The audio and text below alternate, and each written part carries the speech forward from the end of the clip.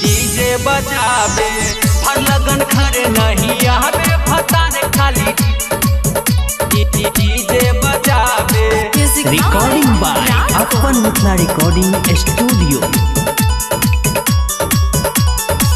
हमर जवानी सखी खूबे तरपावे जाई के बहरा सैया छोरी न चाहबे भर लगन घरे नहीं आवे भतार खाली डीजे बजावे भर लगन घरे नहीं आवे भतार खाली डीजे बजावे।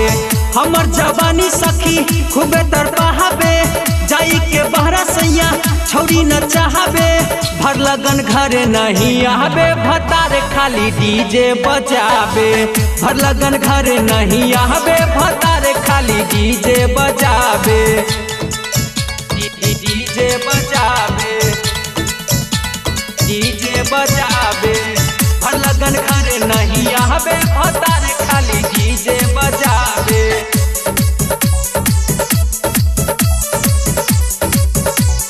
कैसे बतैयो सखी सैया के बतिया सुखले कटो हो हमर सारी रतिया।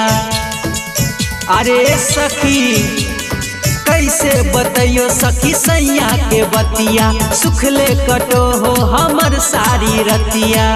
करो ही फोन जब नहीं उठावे खाई के जरदाऊ गर्दाऊ रहबे भर लगन घरे नहीं आवे भतार खाली डीजे बजावे भर लगन घरे नहीं आवे भतार खाली डीजे बजावे डीजे बजावे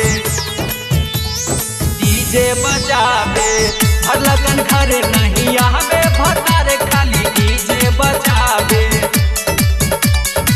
रिकॉर्डिंग बाय अपन मिथिला रिकॉर्डिंग स्टूडियो।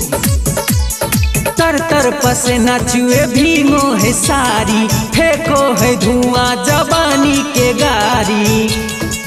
सुनना तर तर पसीना चुए भीगो है सारी फेंको है धुआं जवानी के गारी।